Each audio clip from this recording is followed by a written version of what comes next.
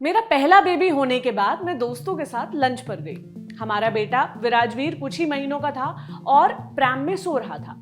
हमने लंच खत्म किया, मैंने अपना बैग उठाया, बिल उठाया, दोस्तों को गले लगाया, फिर वहां से निकलकर लिफ्ट पे चली गई। तभी पीछे से रेस्टोरेंट स्टाफ के एक व्यक्ति की आवाज आई, मैम आप अपना बच्चा तो भूल ही गई हैं। लिफ्ट में लोगों ने मुझे ऐसे घूरा जैसे मैं कभी जिसे भूल नहीं पाऊंगी। लोग अपना सामान भूलते हैं, मैं अपना बच्चा भूल आई।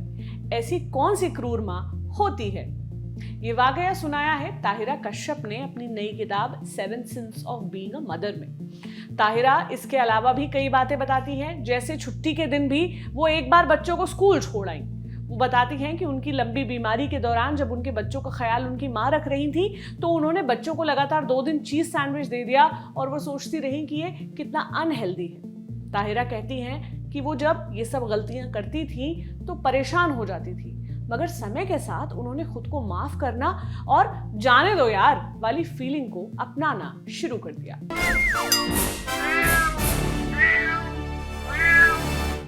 हेलो, मेरा नाम प्रतीक्षा है और आप देख रहे हैं ऑर्डिनरी का खास शो म्याऊं। अभी तक आपको समझ आ ही गया होगा कि आज मैं बात कर रही हूं मम्मियों की। मेरी और आपकी मॉम नहीं, बल्कि हमारी उम्र की यंग मॉम्स की, जो घर, ऑफिस, दोस्ती, बच्चे सब कुछ मैनेज करती हैं, सबको वक्त देती हैं और उसके बाद खुद के लिए टाइम भी निकालती हैं। वो भी तो जरूरी है ना।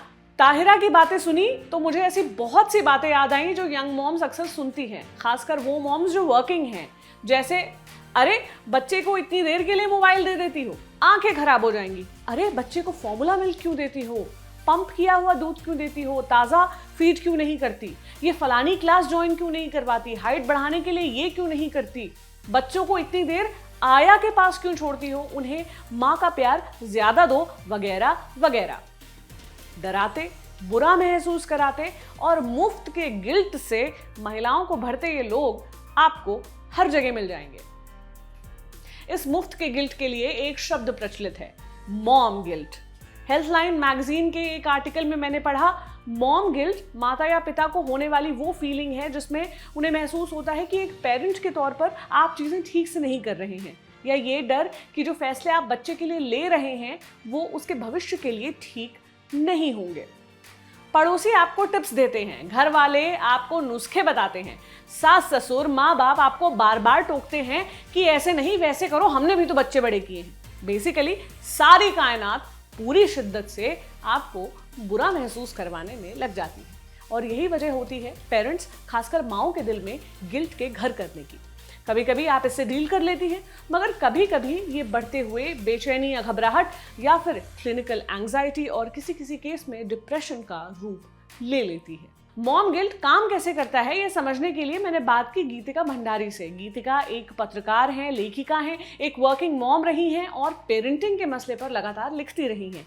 सुनिए वो हमसे क्या शेयर कर रही हैं। अब मेरे बच्चे बड़े हैं तो मैं ये हाइंडसाइट में देख के कह सकती हूँ कि उनको इन चीज़ों से कुछ ज़्यादा फर्क नहीं पड़ा, परंतु मुझे लगा था उस समय कि मैं एक बुरी माँ हूँ, मैं ठीक से उनको पेरेंट नहीं कर रही हूँ। सो एक एग्जांपल मैं आपको देती हूँ। मैं उस टाइम चाइल्ड मैगज़ीन की एडिटर थी और मुझे आउट स्टेशन जाना था एक ज़रूरी मीटिंग के लिए, और गलती से मैं अपने बच्चे के कमरे में 2 मिनट अंदर गई बस उसे देखने के लिए, और वो उठ गई और फिर वो इतनी ज़ोर से रो रही थी कि मेरे को समझ नहीं आ रहा था मैं उसको अपने से कैसे अलग करूं, और मेरी फ़्लाइट का टाइम हो रहा था और मेरे इन-लॉज़ और हम एक साथ ही रहते थे, और मेरी मदर इन लॉ ने उस समय उससे मेरे से लिया और मुझे बोला कि जाओ, इसको कुछ फ़र्क नहीं पड़ेगा, 5 मिनट में ये डिस्ट्रैक्ट होके चुप हो जाएगी, लेकिन तुम्हारी फ़्लाइट मिस हो जाएगी। तो उस समय ये मेरे लिए बहुत मुश्किल था। मैंने वाक़ई अपने दिल पे पत्थर रख के उसको बाय बोला। एक चीखते चिल्लाते रोते हुए बच्चे को मुझे छोड़ना पड़ा। पर 10 मिनट के बाद जब मैंने टैक्सी से उनको फ़ोन किया तो वो बिल्कुल खुश थी, हंस रही थी, किसी खिलौने के साथ खेल रही थी, उसको कुछ फ़र्क नहीं पड़ रहा था। बट अगर उस समय मैं उस इमोशन को सकम कर जाती और सोचती कि नहीं छोड़ो, तो मेरी फ़्लाइट मिस हो जाती और फिर उस चीज़ की मुझे और टेंशन होती कि मेरी मीटिंग मिस हो गई और उसके और भी ज़्यादा कॉन्सिक्वेंसेस होते। सो उस बच्चे को उस उम्र में आप 5 महीने 6 महीने के बच्चे को इस चीज़ से कुछ फ़र्क नहीं पड़ता, एज लॉन्ग एज उसके पास कोई हो जो उसको उसका ख्याल रखे, उससे प्यार करे, चाहे वो ग्रैंड पेरेंट्स हो, फादर हो, कोई भी और हो। एक और इंसिडेंट है मेरे वर्किंग लाइफ से। उस टाइम मैं फुल टाइम काम करती थी। मेरे को बैंगलोर जाना था किसी को मिलने के लिए, और उस टाइम मैं अपने बेटी को ब्रेस्ट फीड कर रही थी। और क्योंकि बैंगलोर और दिल्ली की फ़्लाइट भी बहुत लंबी है, वहाँ पे भी बहुत कम्यूटिंग है, मुझे एक पूरा दिन दूर रहना था, और मुझे इस बात की भी बहुत टेंशन हुई थी, और मुझे बहुत गिल्ट हो रहा था कि पूरे ब्रेस्ट फीडिंग साइकिल में, और अगर आप एक ब्रेस्ट फीडिंग मदर हैं या आप रह चुकी हैं, तो आपको पता है एक पूरे दिन में ब्रेस्ट फीड ना करना आपके पूरे लैक्टेशन साइकिल को हिला देता है। तो उस टाइम मुझे इतनी टेंशन हुई इस बात की। लेकिन मैंने देखा बाद में कि जिस बच्चे को मैंने ज़्यादा या फुल टाइम ब्रेस्ट फीड किया, क्योंकि मैंने काम से छुट्टी ली हुई थी, मैंने काम छोड़ा हुआ था, और दूसरे बच्चे को मैंने फॉर्मूला फीड शुरू कर दिया था, उनकी इम्यूनिटी में या उनके बड़े होने में या उनकी परवरिश में कुछ फ़र्क नहीं पड़ा। इनफैक्ट जो मेरी बेटी है जो ज़्यादा ब्रेस्ट फीड हुई, जिसके साथ मैंने इतना समय बिताया, उसकी इम्यूनिटी इनफैक्ट लोअर है। और जिस बच्चे को मिक्स था दोनों फॉर्मूला और ब्रेस्ट फीड, वो बिल्कुल ठीक थी, उसकी इम्यूनिटी एक्चुअली वाकई अच्छी है। सो हम इन चीज़ों की और मैं ये नहीं कहना चाहती हूँ कि आप ब्रेस्ट फीड ना करें। इट ऑल डिपेंड्स कि आपका खुद का लैक्टेशन क्या है। ऑफ कोर्स अपने डॉक्टर से कंसल्ट करें, बट अगर आपसे ना हो या किसी भी वजह से आपको बॉटल फीड भी इंट्रोड्यूस करनी पड़े, सो इस चीज़ की हम इतनी ज़्यादा अपने ऊपर गिल्ट लेते हैं, जो बिल्कुल भी ना मुनासिब है और ना ज़रूरी है। आप बाद में देखेंगे जब आपके बच्चे बड़े होते हैं कि इन चीज़ों से रियली कुछ इतना ज़्यादा फ़र्क नहीं पड़ता। फ़र्क पड़ता है तो आपके मानसिक संतुलन को, बिकॉज आप अपने आप को ये टेंशन से, ये स्ट्रेस से और ये गिल्ट से इतना आप अपने आप को सैड और मायूस कर देते हैं कि आप पूरा टाइम यही सोच रहे हैं। आपके काम पर ये इफेक्ट करता है, आपकी मैरिज पे इफेक्ट करता है, सोशल लाइफ पे इफेक्ट करता है, बिकॉज आपको यही लगता है कि मैं अच्छी माँ नहीं बन पा रही हूँ। इस गिल्ट से निपटा कैसे जा सकता है, ये समझने के लिए मैंने बात की डॉक्टर राकिब अली से। ये साइकाट्रिस्ट हैं, यानी दिलो दिमाग के डॉक्टर हैं। अगर आपको प्रॉब्लम आ रही है पेरेंटिंग में, आस्क फॉर हेल्प। चाहे वो आपके स्पाउस क्यों ना हो, घर में दूसरे परिवार वाले क्यों ना हो। अगर आप जो है न्यूक्लियर फैमिली में रह रहे हैं, तो क्या कोई एक्सटर्नल हेल्प अपने बच्चे के पालन पोषण के लिए चाहिए, ये हेल्प लेना, इसमें कोई बुराई नहीं है। ये बहुत इंपॉर्टेंट एस्पेक्ट है अपनी मॉम, जिसको बोलते हैं मॉम्स गिल्ट को मैनेज करने के लिए। नेक्स्ट जो which is very important is to stay away from उन लोगों से अलग रहना जो आपको गिल्ट को प्रोड्यूस करते हैं। यानी कि एक अपना एक ऐसा सर्कल बनाना जहाँ पर कि छोटी छोटी बातों को लेके गिल्ट प्रोड्यूस ना किया जाए। जैसे कि ब्रेस्ट फीडिंग खराब, बहुत अच्छी बात है, जो लोग ब्रेस्ट फीडिंग नहीं कर पाती मदर, वो अपने बच्चे को रिस्क पर डाल देती। इस तरह का अगर कोई जो है एक ऐसा बार बार इस चीज़ को आपके ग्रुप में कोई है लोग अगर इसको रखते हैं, तो try to stay away from their influences. उनके इन्फ्लुएंस से जो है दूर रहना है।